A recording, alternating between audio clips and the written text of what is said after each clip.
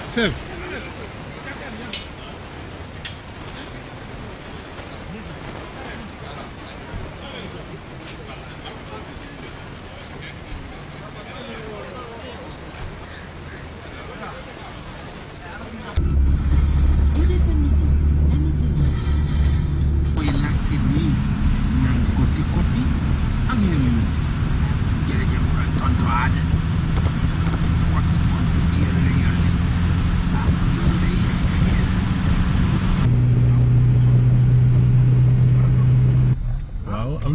am na beneen entrée fële mais fii def naa ci ruche yi ak kii lañ dem fële après dinañ je crois que après. waaw ñoo ngi nii di wàcc di dugg ah gars yi wàcc nañ dugg yéen fa ngeen toll waaw xaaral ma woo leen ñoo ngi nii di dugg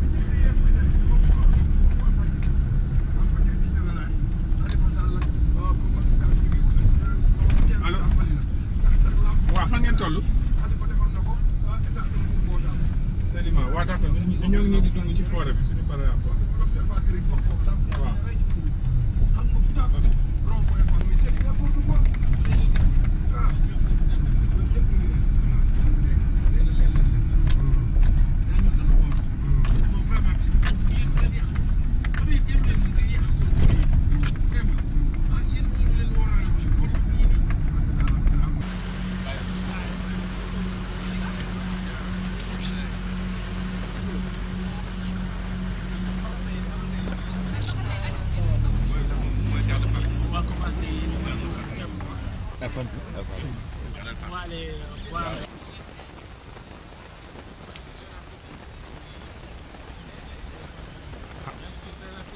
waaw xaar ndaw si kay sa gan kay kenn ku amee gan kay dañ lay ñëm baa nga ñeete kay.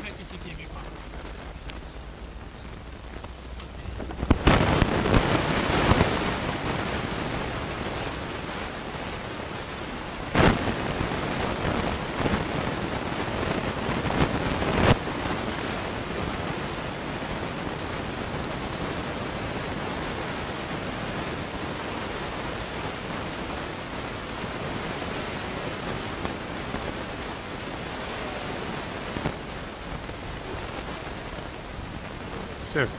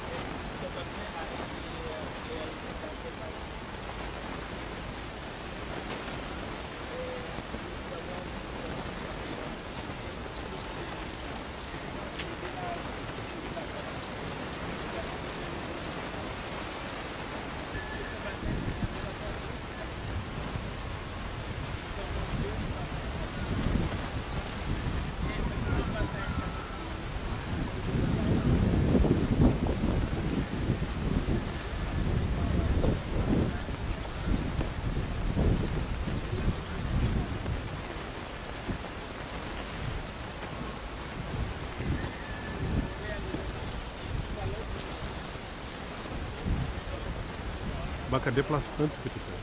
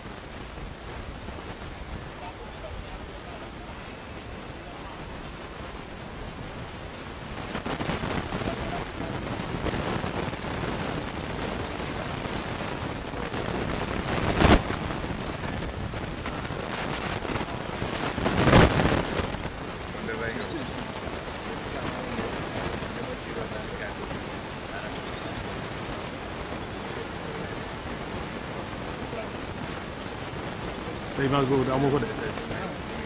waaw. toujours.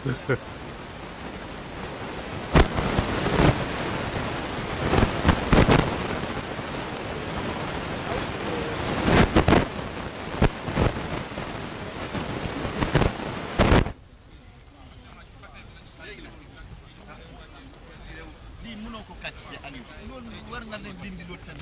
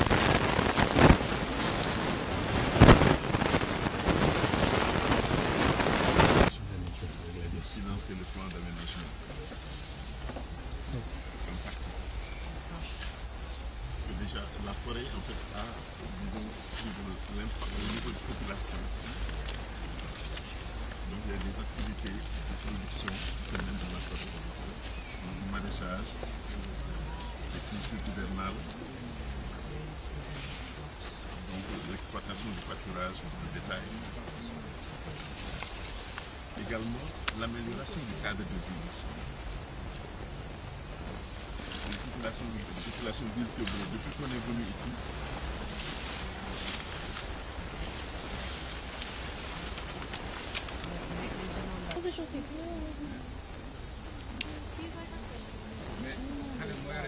waa Alfred war ngeen ma décorer léegi de war ngeen ma décorer de.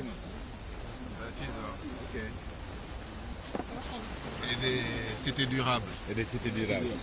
Pourquoi pas les éco-villages durables? Ouais. Éco-village.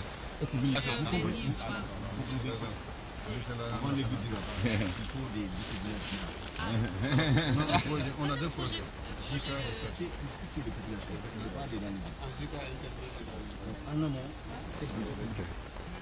Hein?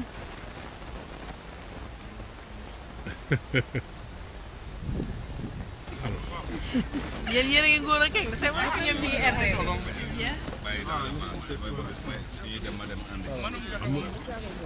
amul am kee amul kee amul dara.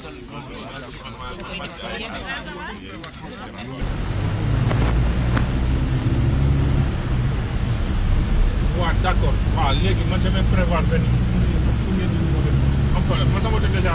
waaw ñaan ko xam nga droit ak ci ko leen suñ ko kaw donc nga xam bu la toog am nga sañ ci kilifa am bu la kilifa boobu tam du dem ci kilifa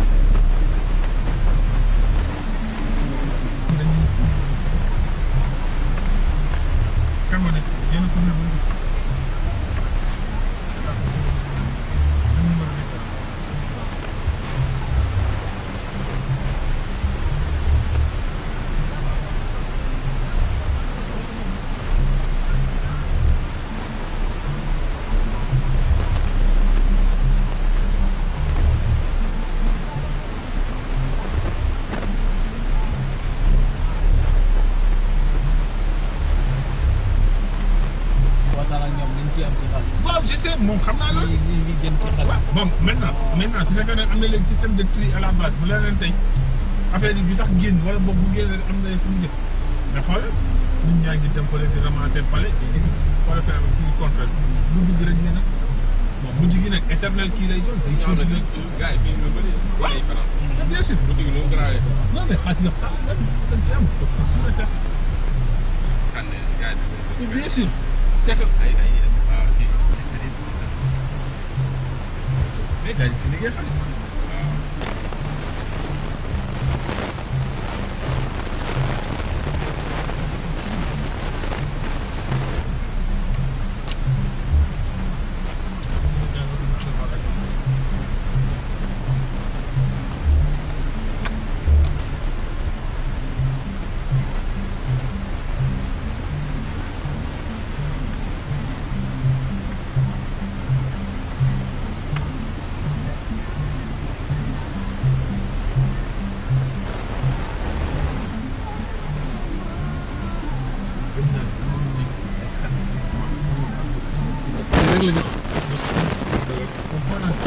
xoolal dëkkuwaay yële xoolal habitat yooyu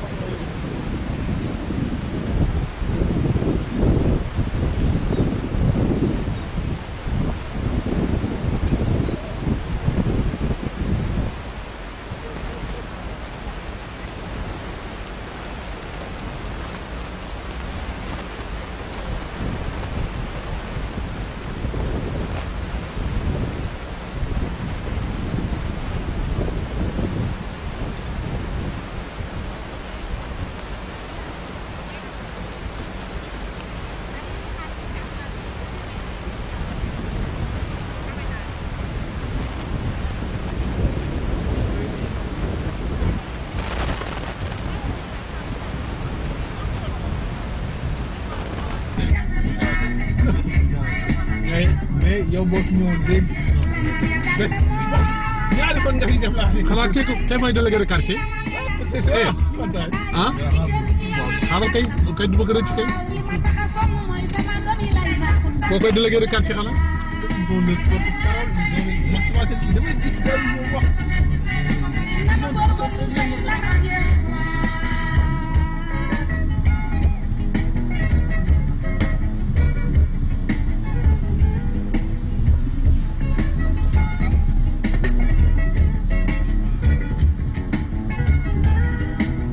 oto.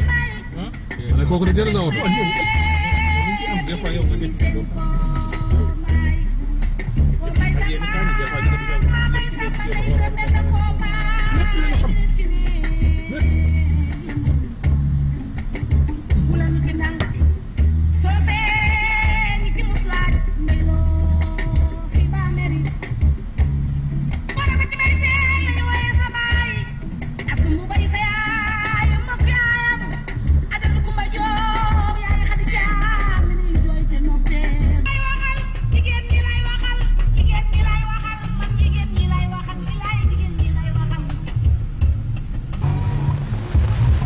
je ne pense pas moom.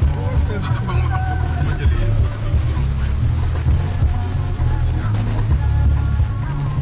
bari ñi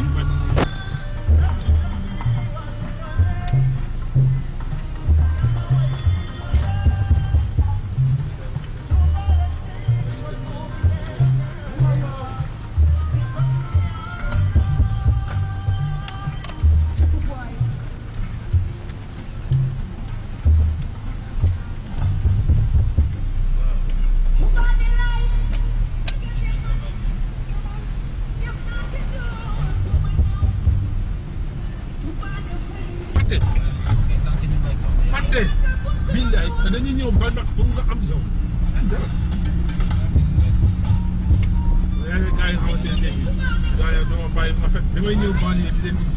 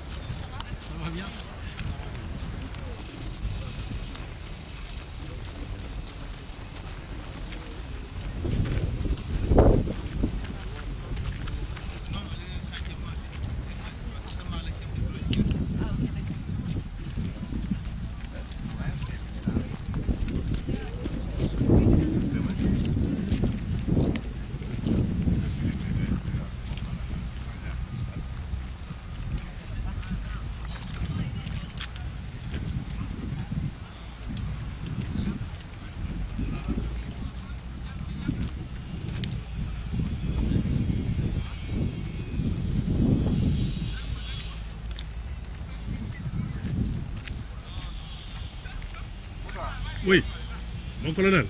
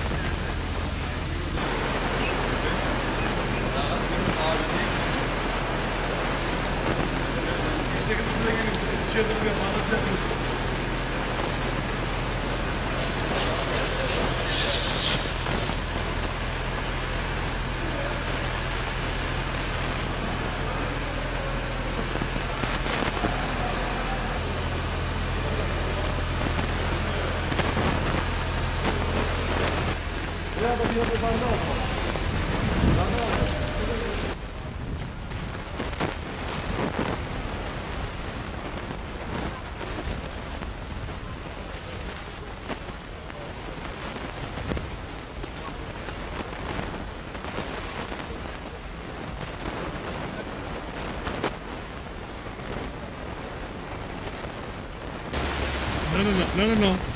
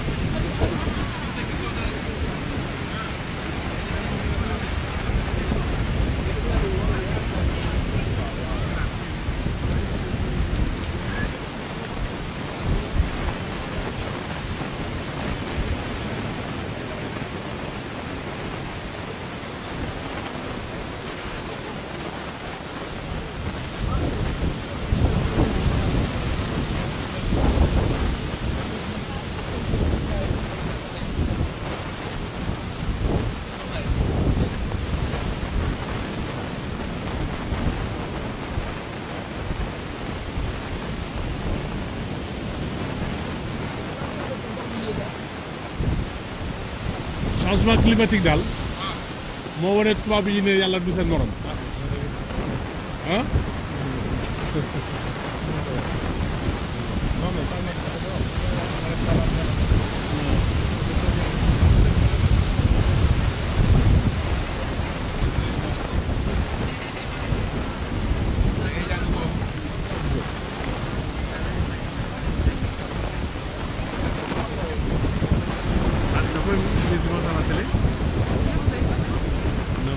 J'ai fait passer avant-hier sur le Mercure. Ah.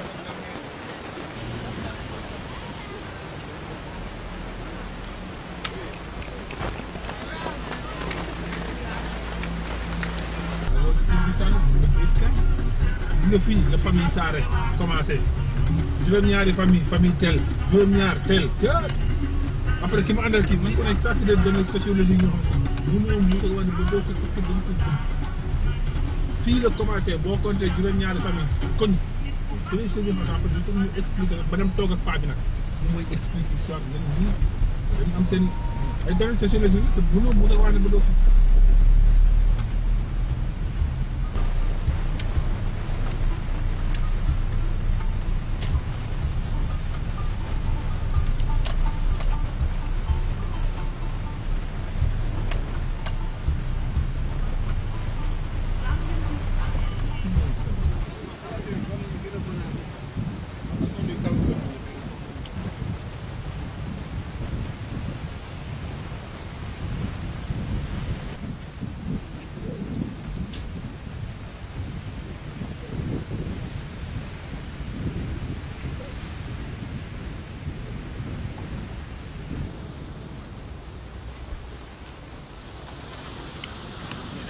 ndox mi dootul déborder fii. Ah.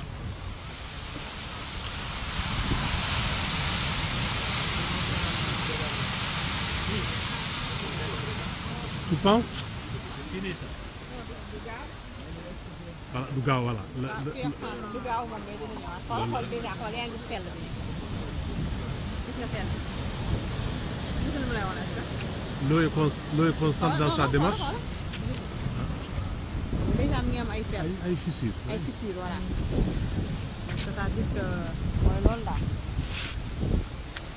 L'eau est constante dans sa démarche. Ça c'est pour une période rek. Hein? Ouais, c'est pour une...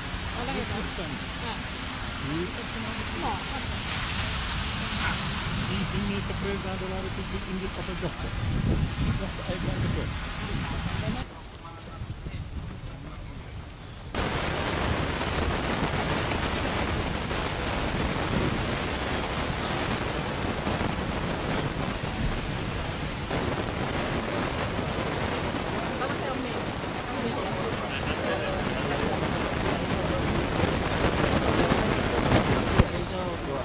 Ce matin le Premier ministre et le ministre de l'Environnement. On peut savoir un peu quels ont été l'essentiel de vos échanges. Okay. Sur quoi ont porté vos discussions? Okay, Madam Director, this morning you met the Prime Minister and the Minister of Environment. So can you tell us about the gist of those meetings? First,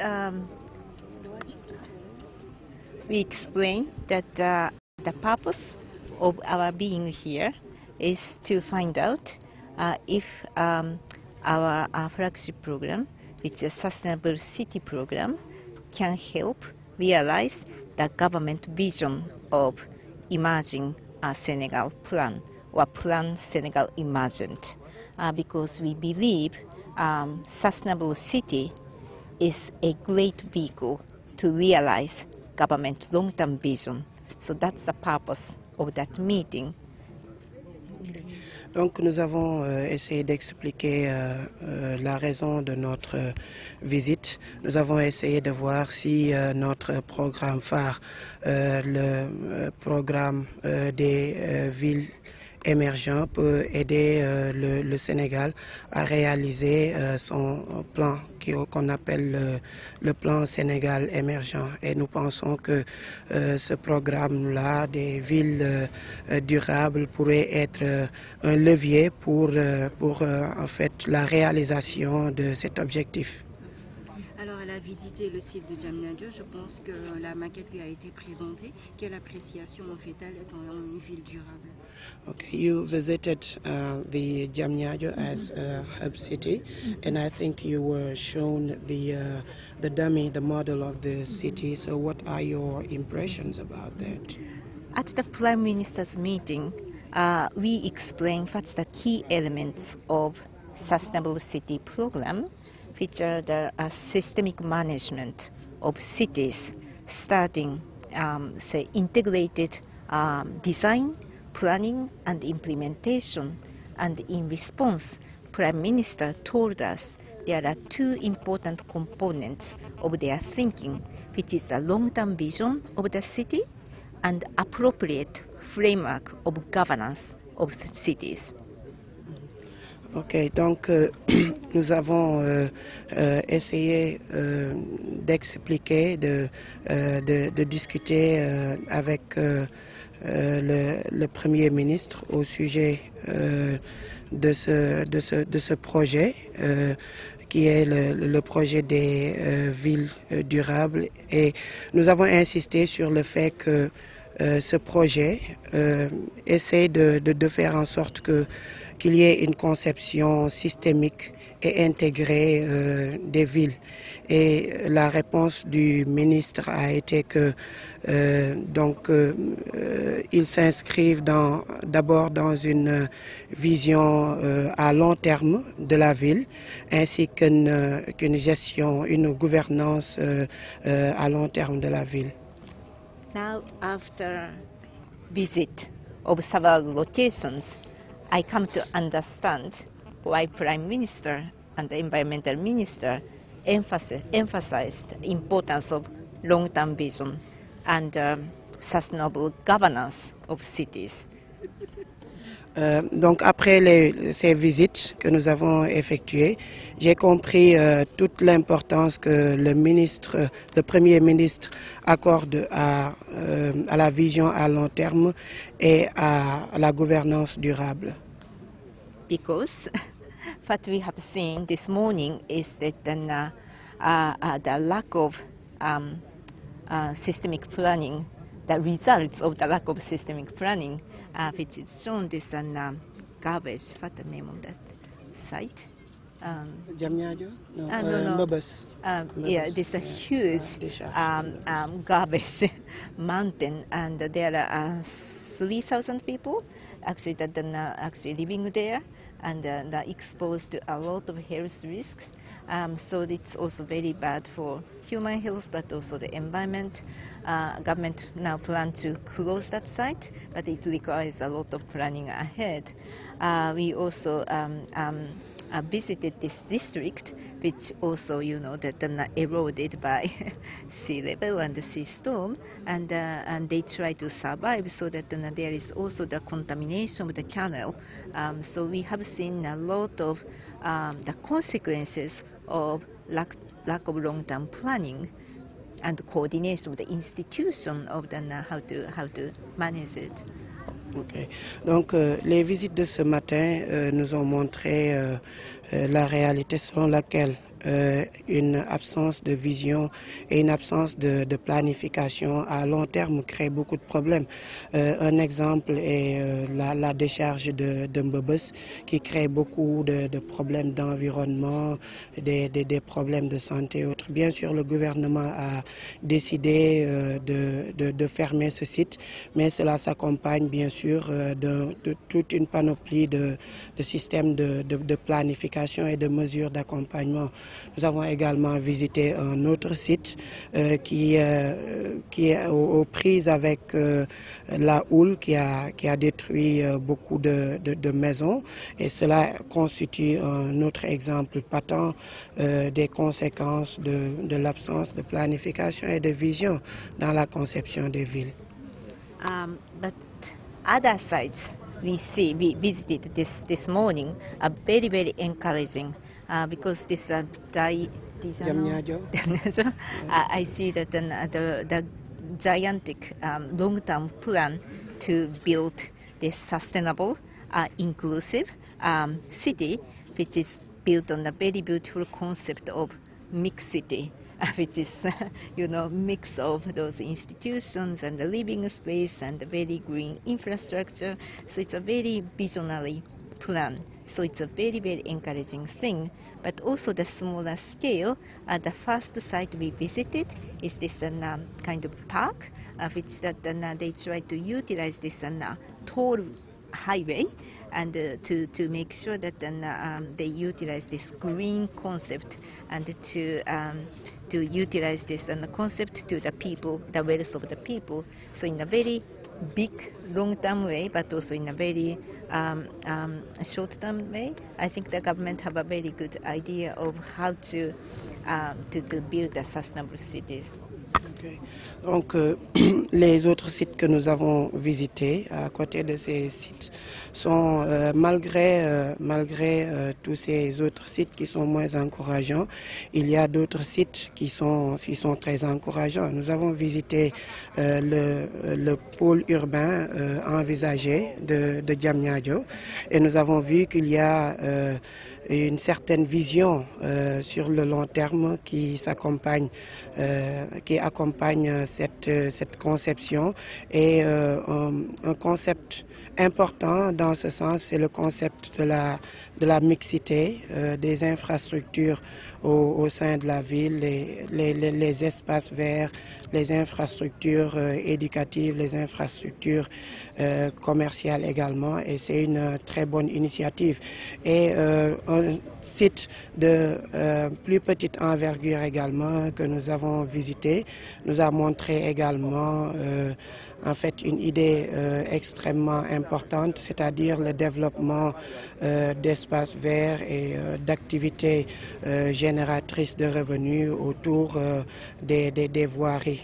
Et c'est une activité extrêmement importante. Avec tous les dégâts constatés ici à Bargny, tout à l'heure, ici à Rufisque, est-ce que le Sénégal peut s'attendre à un appui plus poussé du Fonds mondial de l'environnement? Et est-ce que concrètement, qu'est-ce qui est prévu? À quoi le Sénégal peut s'attendre? Okay.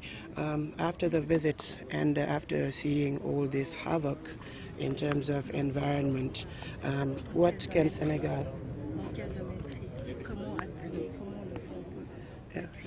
Yeah. How is the fund planning to support Senegal? What are the plans in this sense? We are at the stage of farming up our sustainable city approach or sustainable city Nous initiative. sommes en train de raffermir notre initiative des villes durables. And again, that the importance, key elements of this sustainable city program is a systemic management, systematic, integrated, holistic management of a city, which have three components: design, the planning, and implementation. And also, this is very important to those planning to incorporate a sustainability in its all important as a key component, so that then tomorrow we will continue to have a discussion with the government, also partners, potential partners here, that so that that if the partners can come together to farm up this vision, which could support the government's own idea of emerging Senegal. So that then our work will continue, but I think we have a very good start. Okay. Donc, dans cette approche aux villes durables, il y a un concept extrêmement important, c'est la gestion systémique, inclusive et durable des villes. Et cela comporte trois aspects importants, c'est-à-dire la planification, la gestion et la mise en œuvre, qui sont des concepts très importants. Et demain, nous aurons une rencontre avec les autorités pour voir comment nous pouvons mettre en place cette initiative et la mettre en œuvre. Par rapport à, on a vu qu'à Bargny, la mer avance, à la Corniche ouest aussi, la mer avance, partout la mer avance. Et comme solution, il y a des digues de protection qui ont été avancées dans des zones, par exemple ici. Est-ce qu'on peut s'attendre aujourd'hui à ce que le FEM s'engage aussi à accompagner les autorités, par exemple, dans le sens de la réalisation des digues qui sont aujourd'hui l'une des solutions dans la préservation de cette avancée de la mer? Okay. So we have seen that the sea is advancing, is gaining ground in Bargny and other areas such as the western coast. And we have seen that the building of dikes is an important solution. So can we expect support from the GEF in terms of dike making, which is one of the most important solutions? Well, I believe that the GIFT's strength is not just financial resources. If you think about financial resources, there are bigger partners like the World Bank or other regional banks or other private foundations. Our strength is to help the government come up with an integrated holistic city planning and prioritize their investment, so that if JEF is able to catalyze those partners with actions, then the government is in a better position to prioritize those resources and investment with resources. So I don't think that our money goes directly to dikes, but I would like to help the government to prioritize, come up with a systemic plan and prioritize its investment and match that the partners which have enough financial resources.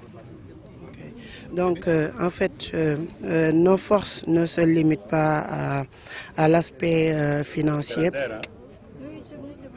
parce que nous essayons de jouer un rôle de catalyseur en mobilisant les partenaires qui pourront financer ce projet. Et nous voulons également aider le gouvernement à s'inscrire dans une approche systémique à la conception des villes, et pour également mobiliser les partenaires, les différents partenaires dans ce sens.